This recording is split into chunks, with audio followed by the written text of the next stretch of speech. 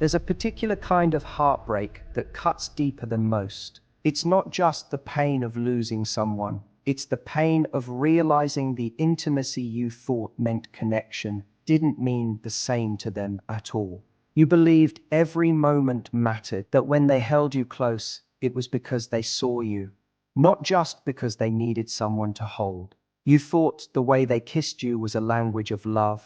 The way they lingered with you in the quiet hours was proof you were chosen. But now, looking back, you see it differently. They weren't always reaching for you because they wanted you. Sometimes they were reaching because they wanted comfort. And that hurts in a way that's hard to explain, because you didn't just give them your body. You gave them your trust, your vulnerability, your unguarded self. We're taught that intimacy brings people closer. That if you give someone your heart, your honesty, and your body, they will feel the same bond you do. And for a while, it's easy to believe that's true. The late night laughter, the feeling of their hand finding yours under the covers, the way their presence wrapped around you like safety. It feels like love because it looks like love. But intimacy can blur the lines. It can make desire feel like devotion. It can make loneliness feel like connection. It can make someone who isn't ready to love you seem like they do, simply because they crave what you give them in that moment. For you, every moment carried weight. The way their voice softened when they said your name, the rhythm of their breathing against your chest, the quiet after, when you thought, this is home, this is us. But for them, it may have been something else entirely. Not a bond, but a break from their own emptiness. Not love, but the relief of not feeling alone for a while. And when that truth sinks in, it's not just disappointment, it's betrayal. Not the loud, obvious kind, but the quiet kind that seeps into your chest and makes you question everything. Most people don't talk about this kind of pain. They'll tell you it was just physical, like that's supposed to make it easier. But you know it wasn't just physical, because you don't love halfway. You don't let someone in without giving them all of you. And when you do that, every touch feels like a promise, even if the other person never intended to keep it. That's why losing them feels like they took something that wasn't theirs to take. It's not just about their absence, it's about the parts of you that feel missing because they left with them. Here's what you need to remember. The problem was never that you loved too deeply or too soon. The problem was that they didn't know what to do with the depth you offered. They weren't equipped to meet you at the level you lived at, where love isn't casual and connection isn't temporary. And the most dangerous thing about intimacy is that your body can't always tell the difference between I love you and I need you right now. The same touch that says I'm committed to you can also mean I just want to feel close tonight. For someone like you, those moments build a story. For someone like them, they may just be pages they never intended to finish. It's tempting to go back and dissect every detail, searching for clues. The times they pulled away emotionally but stayed close physically. The moments they avoided deeper conversations but never avoided your touch.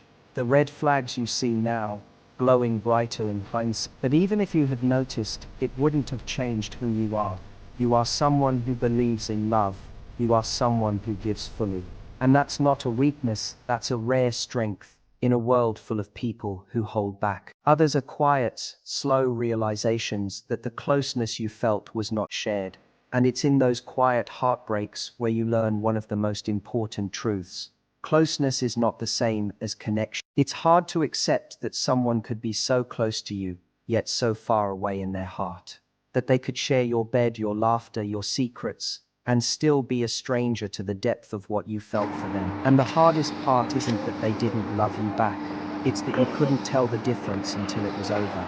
Your heart wasn't wrong for believing it was real. It was responding to the signals it understood. The warmth of their skin, the safety in their arms, the tenderness in their voice. Your body read it as love, because that's what it wanted it to be. And when you want something to be true badly enough, your mind will gather every scrap of evidence to prove it's real. Touch has a way of bypassing logic. It quiets your doubt. It silences the part of you that wonders if they're truly there for you, because in those moments they are there physically. And for someone who values depth, presence feels like proof. But presence isn't the same as devotion. Anyone can be there in the moments they crave closeness. The real question is whether they're there when it's inconvenient, when it requires effort, when there's nothing in it for them. That's the difference between being wanted and being valued. Being wanted is temporary. It changes with moods, needs, and loneliness. Being valued is enduring. It doesn't disappear when circumstances shift. Looking back, maybe there were signs. The way their attention seemed sharper when they were in need, but faded when you were. The way their tenderness peaked in private, but their commitment faded in the every. At the time, it all felt like love. Now you see it for what it was, comfort, not connection. And that's the painful truth most people avoid. You can feel deeply bonded to someone who was never truly bonded to you. Your nervous system doesn't know the difference between real emotional safety and temporary emotional relief. It reacts the same way, releasing the same chemicals, creating the same attachment. That's why losing them feels like withdrawal. You weren't just losing a person, you were losing the emotional high of feeling wanted, even if it was fleeting. It's why you still find yourself missing them at night, even though you know they weren't good for you. It's not just them you miss, it's the version of yourself you felt you could be when they were gone. It stays in the way someone still cares for you, even when there's nothing. It shows up in how they remember your name, not just in how they respond to yours. Comfort fades when it serves its purpose. Connection remains because it's not about the moment, it's about the person. You didn't fail by believing in them. You simply loved in the way you were meant to, fully, openly, with no walls. And that's a rare thing, but loving deeply doesn't mean ignoring reality. It means recognizing when your depth is being met and when it's only being touched, not matched. This isn't about closing yourself off. It's about learning to see the difference between someone who touches you to soothe themselves and someone who touches you because they're committed to you.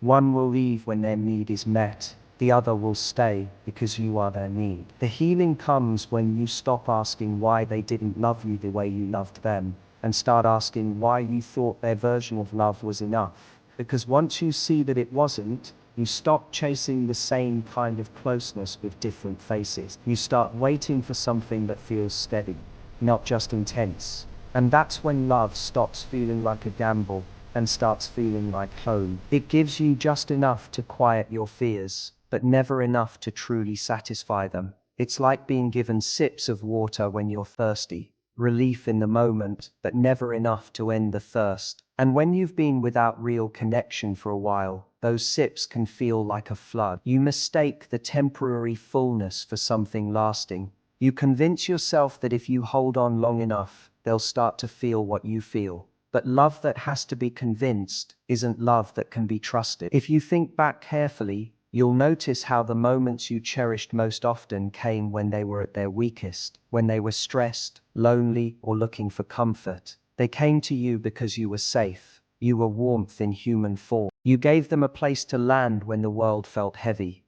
And while that speaks volumes about your heart, it also reveals something about theirs. They were drawn to your shelter, but they were never ready to build one with you. This is why it's so important to learn the difference between being a safe place and being a chosen place. A safe place is somewhere people come to feel better. A chosen place is where they decide to stay, even when they don't need to be there. You deserve to be someone's chosen place, not their break from the storm, but their home after it. And it's that subtle gap, the one between how they made you feel and what they were actually offering, that caused the deepest cut. It remembers the way their hand rested on your back, the sound of their laughter mixing with yours, the way they looked at you in dim light. It's these little snapshots that make moving on so hard, because they were real, but they weren't the whole truth. Those moments were honest in themselves, but they didn't add up to the kind of love you thought you were building. They were fragments, not a foundation. Not to believe that because someone gave you pieces of intimacy, they were offering you a complete bond. That's where discernment comes in. You start looking beyond how someone makes you feel in a single night and pay attention to how they show up across many days. You notice whether they are only present when they need you, or whether they're still there when you need them. It's painful but liberating to realize that some people love the feeling of being close to you more than they love you. That's not your fault. And it doesn't mean you have to stop being the kind of person who gives deeply. It just means you'll no longer give deeply to those who only take shallowly. When you reach that understanding, you stop chasing the highs of temporary closeness and start demanding the steadiness of true connection. You stop mistaking someone reaching for you out of loneliness as a sign of love. You start seeing clearly who is there because they choose you, not because they need you in the moment. That clarity changes everything. It doesn't make you colder, it makes you wiser. And with that wisdom comes the ability to love in a way that's still open but no longer blind. Healing from this kind of heartbreak isn't just about letting go of the person, it's about reclaiming the pieces of yourself you left in their hands. Because whether you realize it or not, you gave them more than you gave them the parts of you that believed love was safe in their arms. And when they walked away, it can feel like they carried those parts with them, but they didn't. Those parts are still yours. They're just buried under the weight of disappointment, waiting for you to pull them back into the light. You do that by redefining what intimacy means to you, by deciding that it's not just about how someone touches your skin, but about how they hold your heart. It's not just about the moments they make you feel wanted, but about the days and weeks and years they make you feel chosen. You do it by asking the harder questions when someone enters your life.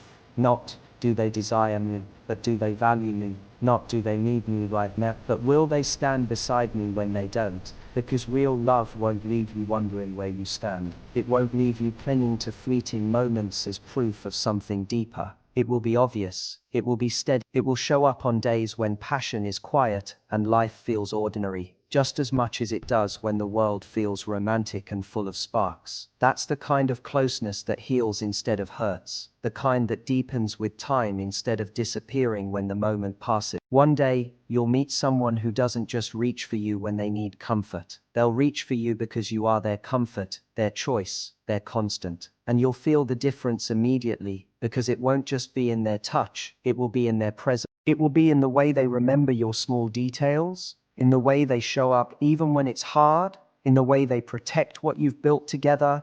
And when that happens, you'll understand why this heartbreak had to happen. You'll see that it wasn't the end of your ability to love, it was the beginning of your ability to love better. So don't let this experience convince you to close your heart. Let it teach you to keep it open, but guarded by wisdom, to keep it tender, but no longer given to those who only want the warmth without the work. Because you deserve more than someone's temporary comfort. You deserve someone's lasting connection, and that's worth waiting for. Healing from this kind of heartbreak isn't just about letting go of the person. It's about reclaiming the parts of yourself you placed in their hands without realizing it. Because when you gave them your closeness, you didn't just give them moments, you gave them trust. You gave them the soft, unguarded parts of you that believed love was safe here. And when they walked away, it didn't just feel like rejection, it felt like they took those parts of you with them. But here's the truth, they didn't. Those parts are still yours. They're just buried right now, under layers of hurt, confusion, and the lies your mind whispers when it's in pain. Lies like, I wasn't enough. Or if I had been different, they would have stayed. The first step in healing is calling those lies out. Because the end of something doesn't always mean you failed. Sometimes it means you outgrew what was too small for you. Sometimes it means you were ready for something deeper, and life removed what couldn't meet you there. When you see it like that, you realize that what you lost wasn't the love of your life. It was the version of you who was willing to settle for crumbs, because crumbs were all you'd been offered before. This is where the real work begins. You start to redefine intimacy, not as the rush of skin on skin, but as the quiet safety of knowing someone's soul is with you even when they're not in the room. You begin to value the kind of love that's consistent, the kind that shows up in both the fireworks and the silence. Ask yourself, when someone enters my life, am I only asking if they desire me? Or am I asking if they value me? When they touch me, am I only feeling their passion, or am I sensing their commitment? Because desire without respect is a spark in the wind, bright for a moment, gone in the net. Commitment without desire feels cold, mechanical and empty. But when both exist together, when someone chooses you every day and still burns for you, that's when love becomes unshakable. One thing you'll notice as you heal is that you stop feeling drawn to the people who only offer temporary comfort. You'll recognize their patterns earlier, the way they come close when they're lonely, but drift when they're fulfilled. the way they make promises in the heat of the moment but never build a life to back them up. And this time, instead of clinging to them, you'll feel a quiet, confident no rise in your chest. Not an angry, bitter no, but a calm one, the kind that comes from finally knowing your worth. Because the truth is, love isn't something you feel, it's something you build. And the people who are meant for you will want to build it with you brick by brick, day after day. They won't just show up when the night is soft and the mood is perfect. They'll show up when you're tired, when life is messy, when there's nothing glamorous to gain from being there except you. Think about the kind of connection you dream of. Not just the chemistry, anyone can create that for a night. I mean the bond. The kind where you don't have to guess how they feel because their actions make it obvious. The kind where even on quiet mornings when you're just drinking coffee together in silence, you still feel safe, seen and wanted. That's the kind of intimacy that heals instead of hurts. It doesn't leave you wondering if you'll see them tomorrow. It doesn't make you measure your worth by how much they reach for you in the dark. It doesn't disappear when the moment passes. And here's the most beautiful part. One day you will meet someone like that. Someone who doesn't just reach for you when they need comfort, but reaches for you because you are their comfort. Someone who doesn't only want the warmth of your body, but the depth of your mind and the truth of your soul. They'll hold space for all of you, your joy, your pain, your dreams, your flaws, without making you feel like you have to earn it. You'll feel the difference instantly. It won't just be in the way they touch you, it will be in the way they see you, in the way they listen without rushing you, in the way they remember the little things you thought no one noticed, in the way they make you feel chosen even when the world is offering them 100 other options. And when that happens, you'll look back on this heartbreak, not with longing, but with gratitude, because you'll see that it was never meant to break you, it was meant to prepare you. It was the universe's way of making sure you didn't settle in a place you were never meant to stay. You'll understand that this wasn't the end of your capacity to love. It was the beginning of your ability to love better, with clarity, with boundaries, and with a deeper respect for yourself. So no, don't let this experience convince you to close your heart. Let it teach you to open it with discernment, to keep it tender but not unguarded, to give deeply but only to those who give deeply in return. Because you were never meant to be someone's temporary escape. You were meant to be someone's permanent home. And that kind of love, it's worth every second of waiting.